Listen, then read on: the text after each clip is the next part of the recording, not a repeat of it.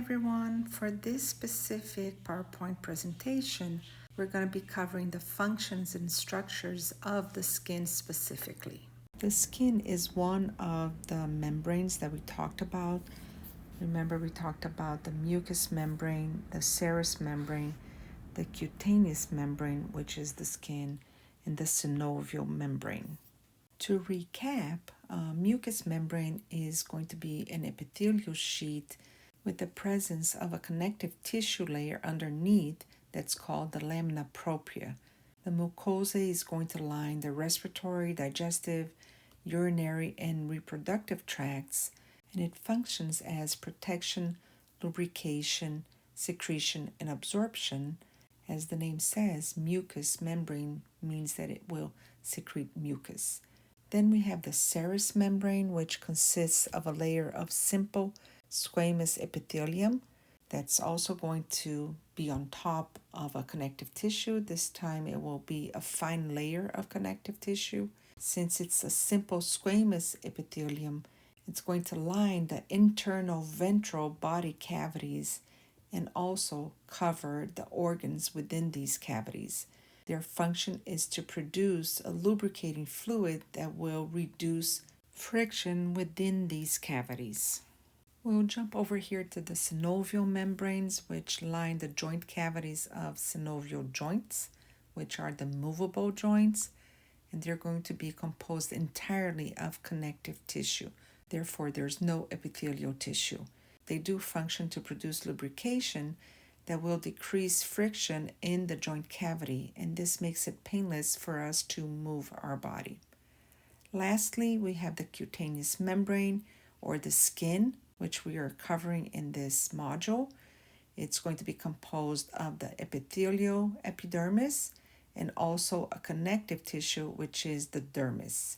We already talked how it covers the exterior of the body, and it also protects the deeper body tissues from the external environment.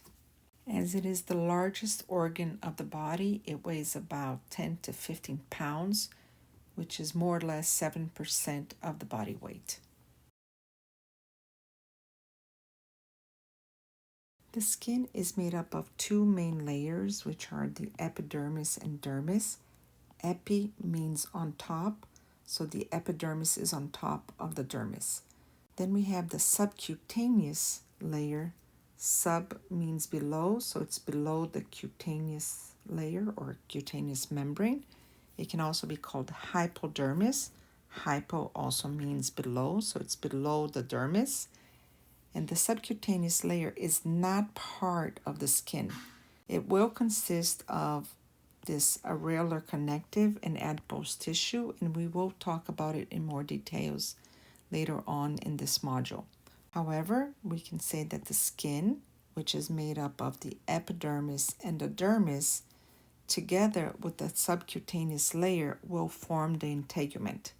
Also, we can add here that the epidermis is going to be composed of epithelial tissue.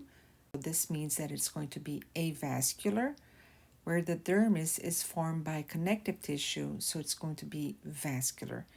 This is why sometimes when you scrape the surface of the skin, it doesn't bleed because you're only scraping the epidermis.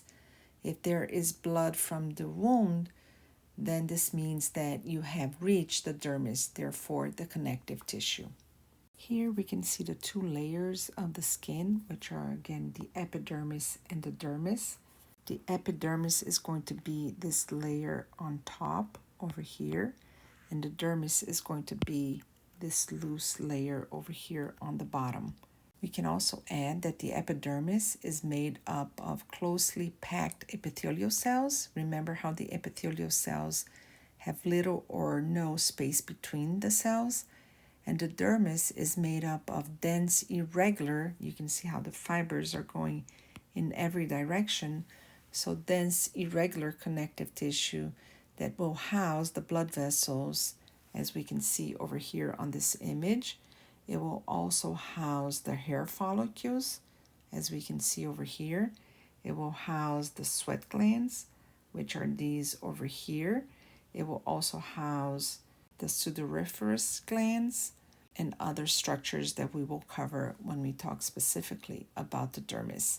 Beneath the dermis, we have the presence of the hypodermis, which is going to be composed mainly of loose connective tissue and fatty tissue, which we can see right over here. Remember that the subcutaneous tissue or hypodermis is not part of the skin, but it is part of the integumentary system, and it does connect the skin to the underlying muscle or bone. Here on this slide, we're going to be talking about the functions of the skin, which we already know it's made up of the epidermis and the dermis. We have seen in previous slides, especially when we were talking about the different types of tissues in Module 2, that the skin is made up of stratified squamous epithelium. If it's stratified, it means that it has several cell layers, so it's going to help with protection against potential damage.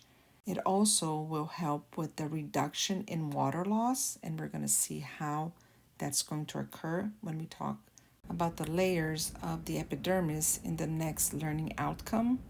In addition, the dermis is going to be responsible for tissue strength. In fact, leather, which is a durable material used to make items such as furniture coverings and jackets and purses and shoes, the leather is produced from the skin of an animal by removing the epidermis and preserving the dermis in a process that's called tanning.